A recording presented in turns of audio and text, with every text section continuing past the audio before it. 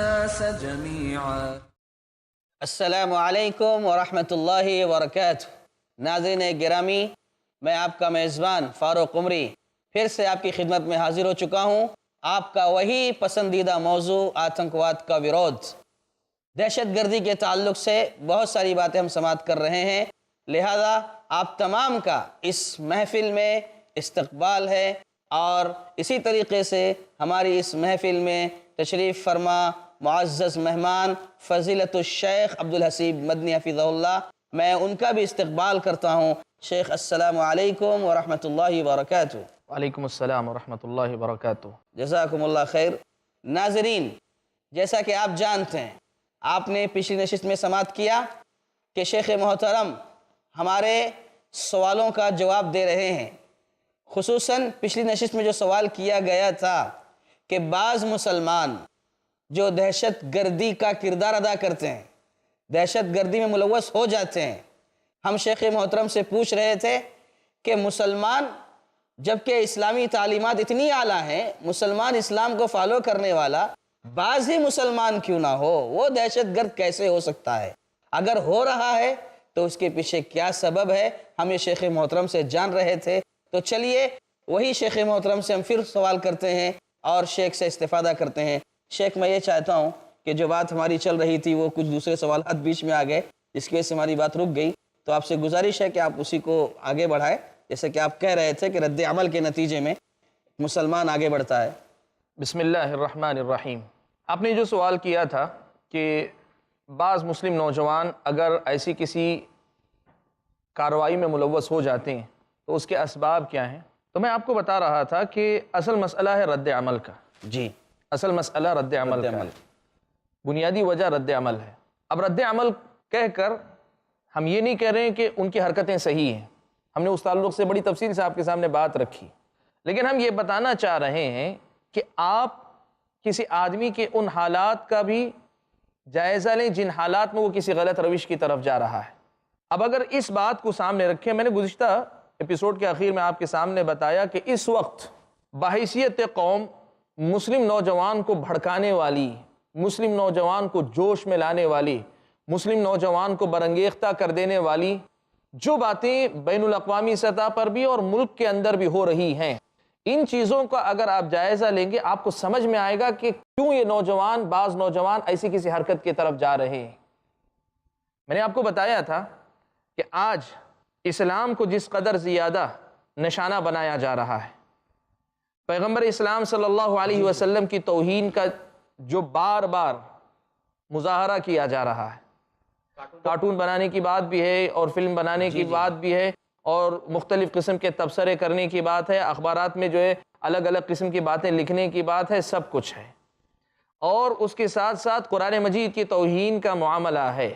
میں ایک چیز اور بھی آپ کو بتاؤں جو گزشتہ ایپیسوڈ میں نے نہیں رکھی. یہ سارے واقعات جب ہوتے ہیں اور سماج ایسے مجرموں کو جو یہ سب کچھ کرتے ہیں ان پر گرفت کرنے کے بجائے ان کی طرفداری پر آتا ہے، ان کو بچانے کی طرف آ جاتا ہے، تو ایک آدمی جذبات میں کیا ہوتا ہے، نہ صرف یہ کہ ان کے خلاف بلکہ سماج کے خلاف اپنے دل میں نفرت پالنے لگتا ہے. یہ سمجھنے کی ضرورت ہے. میں یہ پیغام دینا چاہ رہا ہوں. دیکھیے، ہم یہ ساری بات اس میں نے جیسے پہلے ہی کہا کہ مقصد صرف یہ نہیں ہے کہ ہم اسلام کا موقف سامنے رکھیں. ہم چاہتے ہیں کہ اس سماج کو اس ٹیررزم کا، اس دہشت گردی کا حل ملے.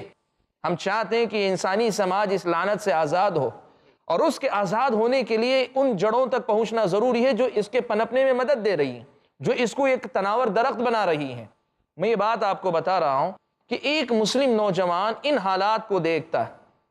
آپ کو پتا ہے ایک جو ہے بڑی عمر کے شخص کو اور اس کے بچے کو صرف اس شبہ میں، ایک افواہ کی بنیاد پر کہ اس کے گھر میں گائے کا گوشت رکھا ہے، پیٹ پیٹ کر مار دیا جاتا ہے. آپ بتائیے کسی مسلم نوجوان کا خون کیسے گرم نہیں ہوگا؟ جی بالکل. کیسے وہ جذبات میں نہیں آئے گا؟ اب میں جو بات کہنا چاہ رہا ہوں کہ جب ایسی کوئی کارروائی ہوتی ہے، پہلے تو یہ خود کافی ہے کسی آدمی کو بھڑکانے کے لیے، کسی آدمی کو جذبات میں لانے کے لیے. اس کے ساتھ ایک دوسرا منظر جو دیکھنے کو ملتا ہے، لوگ ان کو کٹہرے میں لانے کے بجائے ان کے دفاع میں لگ جاتے ہیں. ان کی گرفتاری کے سلسلے میں پس و پیش، گرفتار ہونے کے بعد مقدمات صحیح رخ پہ نہیں چلتے. یہ چیز کیا کرتی ہے؟ ایک مایوسی کی کیفیت ایک نوجوان کے اندر پیدا کرتی ہے. مایوسی کی یہ کیفیت جب اپنی انتہا کو پہنچتی ہے میں اس کو کہتا ہوں یہ جنون ہے. جی مایوسی کی یہ کیفیت جب انتہا کو پہنچتی ہے تو آدمی اپنے آپے میں نہیں رہتا, اور ایسی صورت میں اگر کوئی آدمی اس قسم کی کوئی حرکت کرتا ہے ہم پھر کہتے ہیں اس حرکت کا ہم جواز نہیں دے رہے ہیں, لیکن ہم بتانا چاہ رہے ہیں کہ سبب کیا ہے. سبب کیا ہے؟ ہم اپنے اگر کوئی ایسا نوجوان ہے جو اس قسم کی نفسیات سے متاثر ہوتا ہے ہم اس کو یہ دعوت دیتے ہیں کہ تمہاری یہ جذباتی حرکتیں بسا اوقات نتیجہ خیز نہیں ثابت ہوتی, الٹا نقصان پہنچاتی ہیں, تم کو سمجھنا چاہیے. ہم تمہارے اس جذبے کی پوری قدر کرتے ہیں کہ ایک آدمی اسلام اور مسلمانوں کو لے کر اتنا مذاق کرے, اتنی سب توہین کرے, تو جو جذبہ تمہارے اندر آتا ہے ہم اس کی قدر کرتے ہیں. لیکن اس جذبے کی ترجمانی کے لیے تم نے جو راستہ چنا ہے اس راستے سے ہمیں پورا اختلاف ہے, اس لیے کہ اسلام ہمیں یہ سکھاتا ہے کہ وہ طریقہ غلط ہے.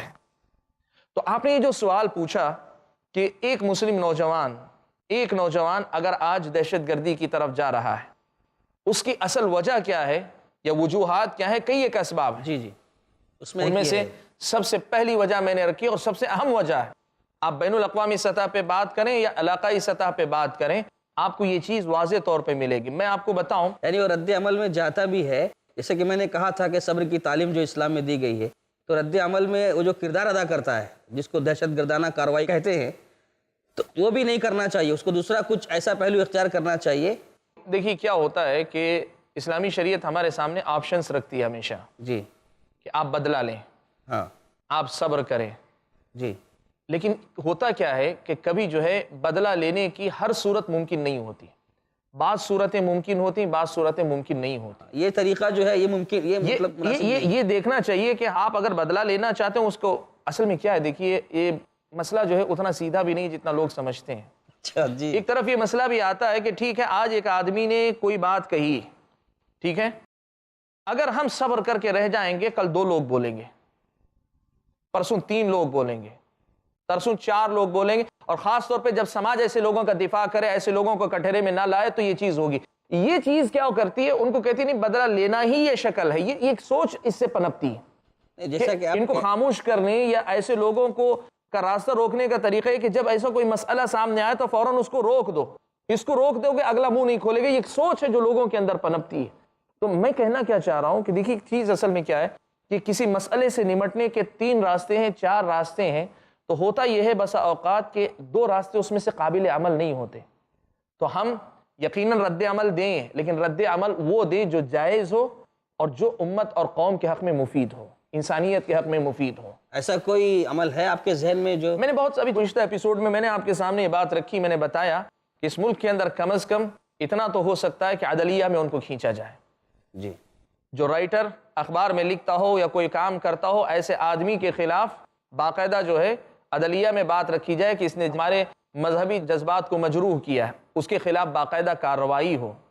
اور اگر ہو سکتا ہے تو اس ملک کے اندر قانون سازی کی طرف بات کی جائے کہ ایسا کوئی قانون ہو جس قانون کے تحت اس قسم کے غلط نیت کے ساتھ, دیکھیے اظہار رائے کی آزادی ایک الگ ہے جی, لیکن اظہار رائے کی آزادی کا مطلب یہ نہیں کہ آدمی کچھ بھی بولے, جھوٹ بھی بولے, سب کچھ بولے. آپ اظہار رائے کی آزادی کا مطلب جو ہے اس کا ایک مفہوم متعین کیجیے. مجھے اس وقت جو ہے عامر عثمانی کا ایک شعر یاد آتا ہے. انہوں نے کہا تھا کہ آزادی کامل بھی عامر پابند ہے کچھ قانونوں کی, آزادی کامل بھی عامر پابند ہے کچھ قانونوں کی, ہر قید چمن سے آزادی, آزادی نیک انجام نہیں. ہم ہر جگہ آزادی کے قائل ہیں. مثال کے طور پر ہم کہتے ہیں شخصی آزادی ہے, لیکن ہم نے کیا کیا ہے, کہا ہے کہ سگریٹ عوامی مقامات میں مت پیو, اس کے لیے ہم نے جگہ بنائی. کیوں؟ وہ آزاد ہے, وہ جہاں چاہے پیے. نہیں, جب ہم نے دیکھا کہ سماج سے اس کو نقصان پہنچ رہا ہے ہم نے اس کے لیے ایک چیز نکالی.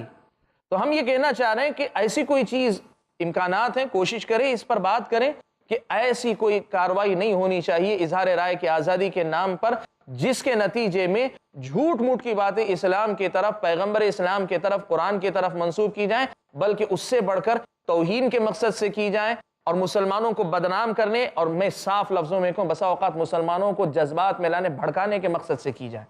یہ چیزیں یہاں امکانات جو ہے ان کو اختیار کیا جائے. جو غلط راستے ہیں کہ کسی نے کہا آپ جذبات میں آ کے کہیں جا کے بلاسٹ کر رہے ہیں, کہیں کسی پہ فائرنگ کر رہے ہیں, یہ تو اسلامی شریعت اس کی اجازت نہیں دیتی نا. اور جب اسلامی شریعت اجازت نہیں دیتی تو اس کا مطلب یہ ہوا کہ اس میں خود مسلمانوں کا نقصان ہے. تو ایسی کوئی کارروائی مسلمان نہ کریں جو ہے اسلامی شریعت کے خلاف جاتی ہو.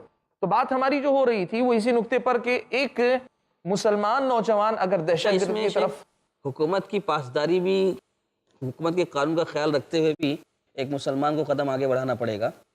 کیا اس طرح جیسے بھی مطلب اسلام جو رہنمائی دیتا ہے، اب ایسے معاملات آ رہے ہیں، ابھارا جا رہا ہے، ان کو برانگیختہ کیا جا رہا ہے، تو وہ کوئی بھی قدم اٹھائے، اسلام کو فالو کرنے والا کوئی بھی قدم اٹھائے، اسلام کے ساتھ ساتھ کیا اس کے لیے ضروری ہے کہ جس مقام پہ وہ رہ رہا ہے اس کے قوانین کا بھی خیال کرنا ہے اس کو؟ دیکھیے یہ جو سوال آپ نے کیا ہے بہت سیدھا اور سادہ سوال ہے. ہم یہاں اس ملک میں رہتے ہیں، یہ ہمارا اپنا ملک ہے اور یہاں رہتے ہیں، تو ظاہر بات ہے یہاں مسلم حکومت نہیں، اسلامی حکومت نہیں، مسلم ملک نہیں ہے.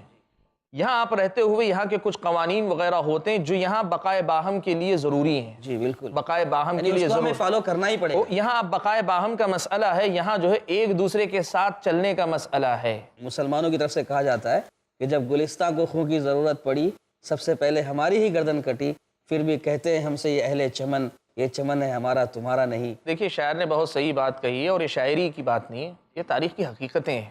ہم نے کبھی جو ہے مطلب یہ نہیں سوچا کہ ہمارا ملک کوئی اور ہے. جی جی، اس قوم کے مسلمانوں نے، مجھے اچھی طریقے سے یاد ہے، مولانا آزاد کا نے معذرت چاہتے ہوئے باتیں پھر ادھوری رہ رہی ہماری، وقت ہو گیا بریک کا، انشاءاللہ بریک کے بعد ہم اس کو جاری کریں گے. ٹھیک ہے انشاءاللہ. ناظرین ہم معافی چاہتے ہیں، وقت ہو چکا ہے وقفے کا، اس لیے وقفے کے بعد ہم دوبارہ انشاءاللہ ملاقات کرتے ہیں. آپ کہیں جائیے مت، بیٹھے رہیے، انشاءاللہ بہت جلد آپ کے سامنے حاضر ہو رہے ہیں. السلام علیکم ورحمۃ اللہ وبرکاتہ.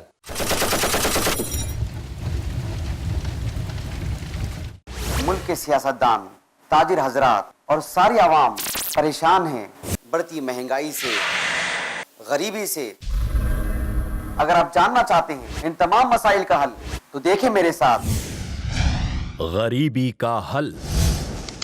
جانیے شیخ محمد معاذ ابو قحافہ سے قرآن و سنت کی روشنی میں ہر منگل دوپہر 3 بجے اور رات 9 بجے صرف i+TV پر. بہتر زندگی کے لیے کرو تم ہر نماز میں خشوع کا اہتمام، رکھو غیب، کتاب اللہ اور آخرت پر ایمان. وبالآخرة هم يوقنون. نہ دو اللہ کے سوا عبادت میں کسی کو کوئی مقام، نہ کرو بدکاری اور نہ کوئی کام حرام. مانو اللہ کا حکم اور فرمان رسول، یہی ہیں حقیقی کامیابی کے روشن اصول. حقیقی کامیابی کے روشن اصول. جانیے شیخ حافظ عبد التواب سے قرآن اور حدیث کی روشنی میں دین و دنیا کی حقیقی کامیابی کے روشن اصول. ہر بدھ دوپہر 2:30 بجے اور رات 8 بجے صرف i+TV پر. بہتر زندگی کے لیے.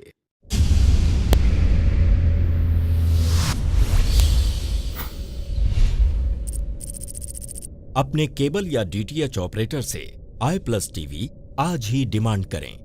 i+TV فری ٹو ایئر اور انڈین رجسٹرڈ چینل ہے.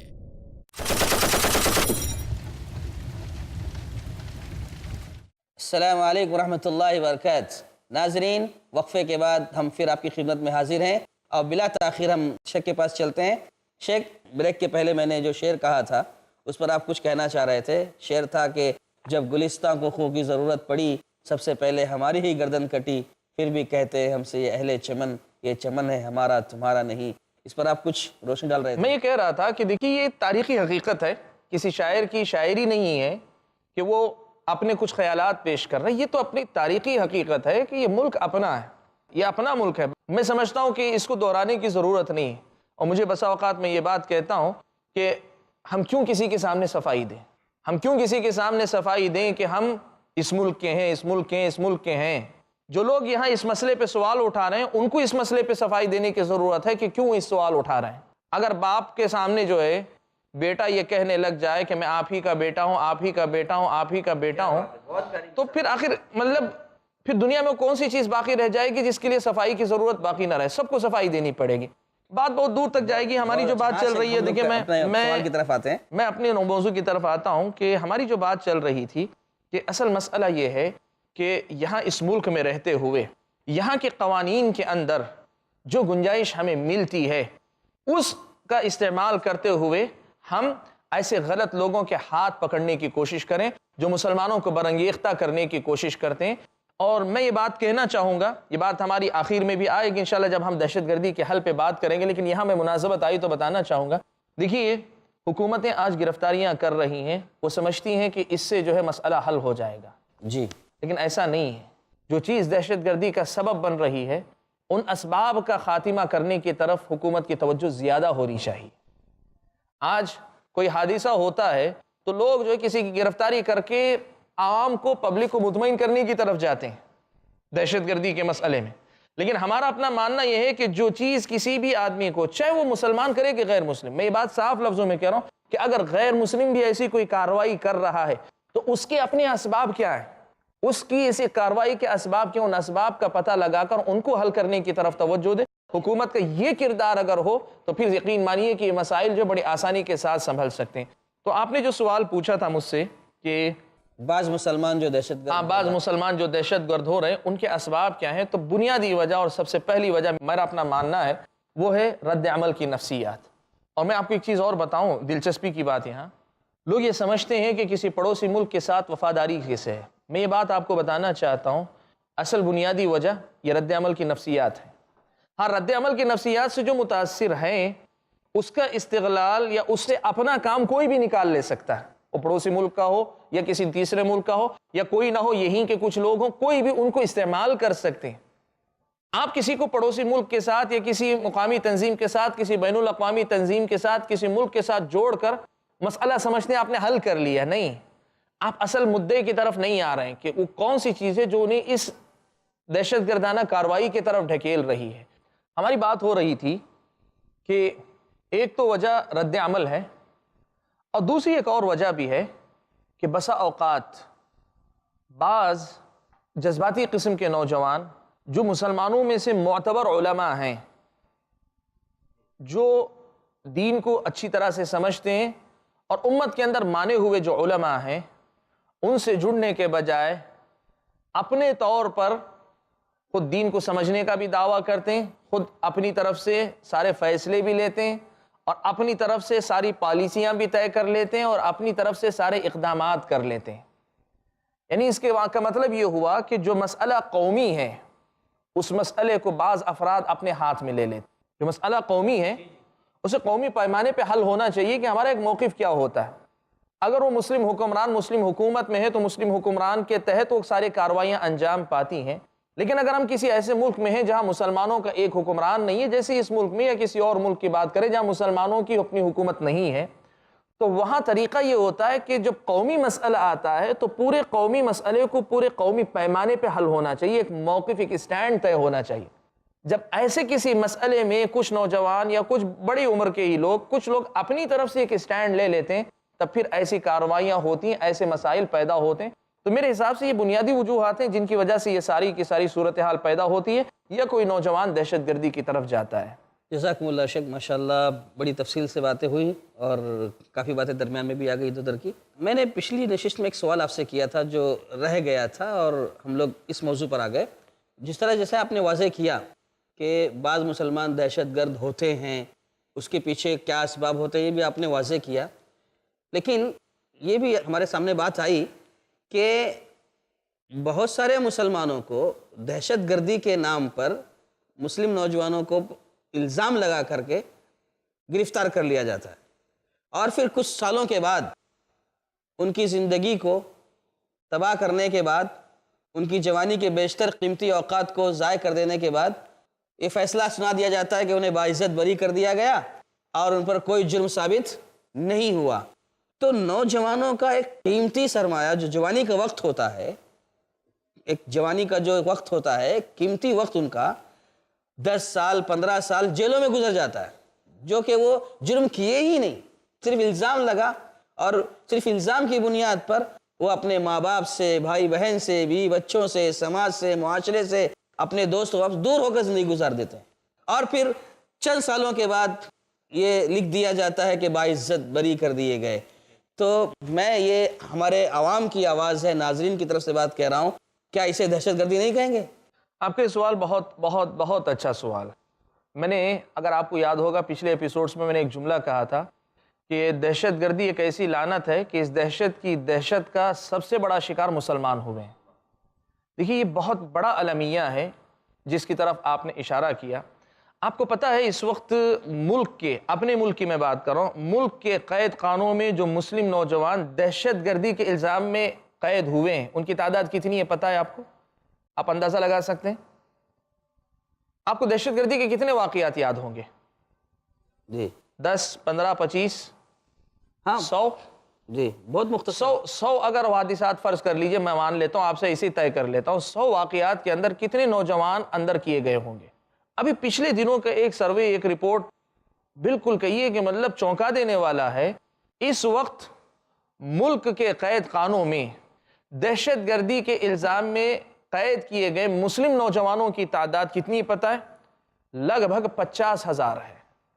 اللہ اکبر. لگ بھگ 50,000 نوجوان, مسلم نوجوان, اور اکثریت اس میں کی اعلیٰ تعلیم یافتہ نوجوان, اچھے تعلیم یافتہ نوجوان. لگ بھگ 50,000 کی تعداد ابھی پچھلے دنوں کے سروے کی میں بات کر رہا ہوں جو قید خانوں کے اندر ہیں, دہشت گردی کے جرم میں جو قید کیے گئے ہیں. اس میں جو بات ہو رہی ہے, دیکھیے یہ میں یہ بات مانتا ہوں کہ جو ہے جیسے ہم نے پہلے بھی کہا ہے کہ اگر کوئی واقعی ملزم مجرم ہے اس کے جرم کی تحقیق ہو کر اس کو قرار واقعی سزا ملنی چاہیے. لیکن یہ کہاں کا انصاف ہے, یہ کہاں کا طریقہ ہے کہ 50,000 کے قریب لوگ قید خانے میں ڈالے جاتے ہیں اور اس کے بعد ہوتا کیا آپ کو پتہ ہے؟ ان میں سے کئی ایسے ہیں 10-10 سال تک کا وقفہ گزر چکا ہے, 10-10 سال تک کا وقفہ گزر چکا ہے, ابھی تک ان کی چارج شیٹ داخل نہیں کی گئی کورٹ کے اندر. اللہ اکبر.